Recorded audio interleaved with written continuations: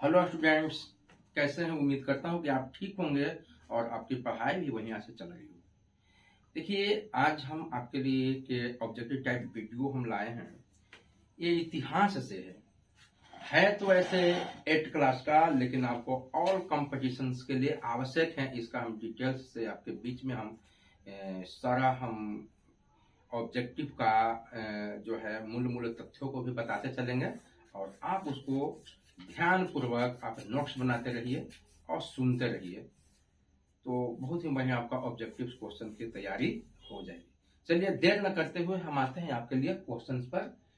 तो देखिए, chapter number 2 से है कि व्यापार से साम्राज्य तक कंपनी की सत्ता स्थापित होती है। जब बातों अंग्रेजों की आती है तो एक कमजोर और एक मतलब कि बेईमान कहें और एक शक्तिशाली, जिनके पास में बहुत से मतलब के अत्याधुनिक हथियार थे, उनके बीच में जो जंगें होती हैं और अंग्रेज किस प्रकार से आकर के भारत में अपनी सत्ता कायम की, इन सबों की चर्चा ही इसमें आपको देखने को मिलेगा। तो चलिए हम आते हैं यहाँ पर क्वेश्चन नंबर 1। प्लासी का युद्ध कब हुआ था? प्लासी का युद्ध कब हुआ था? ए में 1757, बी में 1764 और सी में 1765। ये दो को लिखा गया 1765 और डी में 1770। तो आपको ये पता होगा कि जो यहाँ पर प्लासी का जो युद्ध जो लड़ा गया था वो आपको लॉर्ड क्लाइव और सिराजुद्दौला के बीच में लड़ा गया था और 23 जून 1757 ईस्वी को यह लड़ा गया था। तो 1757 ए, आपका आंसर कौन हो जाएगा? ए। कब? 1757 में कब? तो 23 जून को। क्लियर है ना? चलिए अब हम चलते हैं अगला क्वेश्चन पे आते हैं कि बक्सर का युद्ध कब हुआ था? बक्सर का युद्ध कब हुआ था? ए में 1757, बी में 1764, सी में 1765 और डी में 1770। तो ये जो हुआ था आपका बक्सर का जो युद्ध हुआ था, ये आपका 22 अक्टूबर 1764। अब कैसे हुआ था, किनके बीच में हुआ था? तो ये 22 अक्टूबर 1764 के जो हुआ था, तो हेक्टर मुनरो, कौन? अंग्रेज जो हेक्टर मुनरो थे, उनके और भारत के कौन कौन थे? जैसे मीर कासिम, शुजा-उद-दौला और शाह आलम द्वितीय, ये तीनों की संयुक्त सेना मिल करके लड़ी थी हेक्टर मुनरो से। और ये बक्सर का युद्ध हुआ था आपको 1764 में। अब डेट पूछ देगा तो कितना? 22 अक्टूबर 1764, इसलिए आपका उत्तर हो जाएगा कौन? 1764। क्लियर है? देखिए विस्तार से हम इसको आपको बताते चल रहे हैं। आप ध्यान पूर्वक इसको आप 2-3 बार वीडियो देखिएगा, कंप्लीट हो जाएगा और आपके हर कंपटीशन के लिए ये आवश्यक है। नंबर 3, बंगाल के पहले नवाब कौन थे? माने बंगाल का पहला नवाब कौन था? सबसे पहले हम जानकारी लेंगे नवाब किसको कहते हैं। तो नवाब हम मतलब कि ये कहें कि ये अरबी शब्द है, नाइब से बना हुआ है। अरबी शब्द जो है नाइब, और नाइब का ही बहुवचन क्या है? नवाब है। और इसका अर्थ होता है प्रतिनिधि। इसका अर्थ क्या होता है? प्रतिनिधि। तो क्या था कि पहले जो राजे होते थे, महाराजे होते थे, वो अपना एक प्रतिनिधि रखते थे। प्रतिनिधि मतलब जैसे ऐसे समझिए, जैसे कोई राजा है, ठीक है? अब तो राजा तो भाई सब जगह अपने रह करके शासन नहीं न करेगा, तो उसके लिए कोई अपना ऐसा विश्वासी व्यक्ति को वो वहां पर उसको शासन करने के लिए रख देता था। तो उसको मतलब कि ही कहा गया मुगल काल में क्या चीज? नवाब कहा गया, है ना? और एक कहें कि मुगल काल का एक उपाधि था। मुगल काल में जो था, यह दी जाने वाली मुगल काल में एक उपाधि थी जिसको नवाब कहा जाता था, है ना? जो अपने क्षेत्र पर वहां वो शासन करता था। क्लियर है। तो प्रश्न है कि बंगाल के पहले नवाब कौन थे? ए में सिराज उदौला, बी में मीर जाफर, सी में मुर्शिद कुली खान और डी में अली वर्दी खान। तो ये इसका हो जाएगा आपका मुर्शिद कुली खान। कौन है? मुर्शिद कुली खान। अब ये मुर्शिद कुली खान ने ये 1717 में औरंगजेब के द्वारा ये बनाया गया था, है ना। ये औरंगजेब के द्वारा, इसके पहले ये मतलब कि एक साधारण ये पद पे थे, लेकिन 1700 आपका मतलब कि 1717 ईस्वी में ये अंग्रेज के द्वारा इनको बना दिया गया था, बंगाल के पहला नवाब मुर्शिद कुली खान को। क्लियर है। तो अब आते हैं चौथा प्रश्न, बंगाल का अंतिम स्वतंत्र नवाब कौन था? स्वतंत्र मतलब कि इसके ऊपर किसी का प्रभाव न था, जो भी करना था इनको स्वयं करना था, जो भी करना था इनको स्वयं करना था। तो ये हम देखें कि बंगाल का अंतिम स्वतंत्र नवाब कौन था? ए में मीर कासिम, बी में मीर जाफर, या सिराज उदौला, या अली वर्दी खान। तो इसका आंसर जो आपका है सिराजुद्दौला, ये था बंगाल का अंतिम स्वतंत्र नवाब था। चलते हैं क्वेश्चन नंबर 5 में, पलासी के युद्ध के समय बंगाल का नवाब कौन था? पलासी का युद्ध जो हो रहा था वो बंगाल का नवाब कौन था? चलिए इसमें हम लगा देते हैं, इसका मुर्शिद कुली खान और बंगाल का अंतिम स्वतंत्र सिराजुद्दौला। पलासी के युद्ध के समय बंगाल का नवाब कौन था? मीर जाफर, मीर कासिम, सिराजुद्दौला या अली वर्दी खान। तो इसका भी आंसर है पलासी के युद्ध के समय में, देखिए यहाँ हो रहा था इन्हीं के साथ में ना, सिराजुद्दौला के साथ में, तो ये सिराजुद्दौला सिराजुद्दौला। चलिए छठा क्वेश्चन, तो छठा क्वेश्चन हम देखेंगे कि पलासी के युद्ध में अंग्रेजी सेना का नेतृत्व किसने किया था? अंग्रेजी सेना, अंग्रेज के तरफ से कौन लड़ रहा था यह पलासी के युद्ध में? और अंग्रेज के सेना जो लड़ रहा था पलासी के युद्ध में किससे? सिराजुद्दौला के साथ में। तो कौन था जो अंग्रेज के सेना का नेतृत्व कर रहा था? ए में क्या मतलब कि वारेन हेस्टिंग्स था, या क्या रॉबर्ट क्लाइव था, या सी में लॉर्ड डलहौजी था, या डी में लॉर्ड वेलेस्ली था? ये कौन था इसका? तो इसका जो आपका आंसर है रॉबर्ट क्लाइव। हमने पहला क्वेश्चन जो था हम उसमें हमने इसका जिक्र किया था पहले, आपको ध्यान होगा। तो रॉबर्ट क्लाइव जो था पलासी के युद्ध में अंग्रेजी सेना का नेतृत्व किया था। क्लियर है। अब चलते हैं सातवां में, बक्सर के युद्ध के बाद कंपनी को बंगाल, बिहार और उड़ीसा की दीवानी कब मिली? सबसे पहले समझते हैं दीवानी का अर्थ क्या होता है। देखिए दीवानी का अर्थ होता था उस समय कि राजस्व, जैसे आमदनी होता है ना, जैसे आजकल देखते हैं ना कि खेतों का रसीद कटता है, जो आपका खेत है उसका भी रसीद कटता है, गवर्नमेंट टैक्स लेती है ना। तो ये क्या है? राजस्व है। नहर से पानी आप यूज करते हैं तो पानी का भी मतलब कि वो क्या है? राजस्व है, उसको आता है। गांव है, सब गांव में आप देखते होंगे कि राजस्व गांव होता है, माने वहां से उसको पैसा कलेक्शन होकर के जाता है। तो दीवानी का अर्थ यही था कि राजस्व एकत्र करने का अधिकार प्राप्त कर लेना।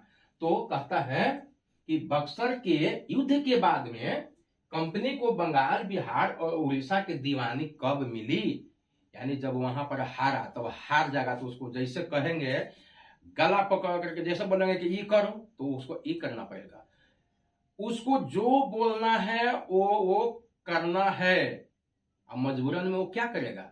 अब वहां पर जो बेचारा वो हार गया, तो उसको कहा एक काम करो जी, बैठो तुम ही, लेकिन हमको टैक्स तहसील करके दो। जो बेचारा पहले वो राजा था, स्वतंत्र था, अब उसको जबरदस्ती क्या करना पड़ा? उसके लिए अंग्रेजों के लिए टैक्स वसूल करके अब उसको देना पड़ रहा है। तो स्वतंत्र नहीं ना हुआ भाई। तो बक्सर के युद्ध के बाद में कंपनी को बंगाल, बिहार और उड़ीसा की दीवानी कब मिली? तो कब मिली दीवानी, 1757 में कि 1764 में कि 1765 में कि 1772 में? तो इसका आंसर है 1765 में। ये मुगल सम्राट शाह आलम द्वितीय थे उस समय।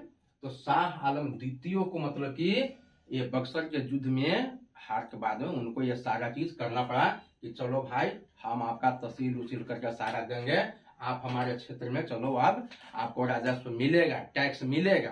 क्लियर है ना? तो दीवानी का मतलब कि हमारा अधिकार हो गया उस समय से टैक्स वसूलने का। ठीक है, चलते हैं 8वां। सहायक संधि व्यवस्था किसने लागू की?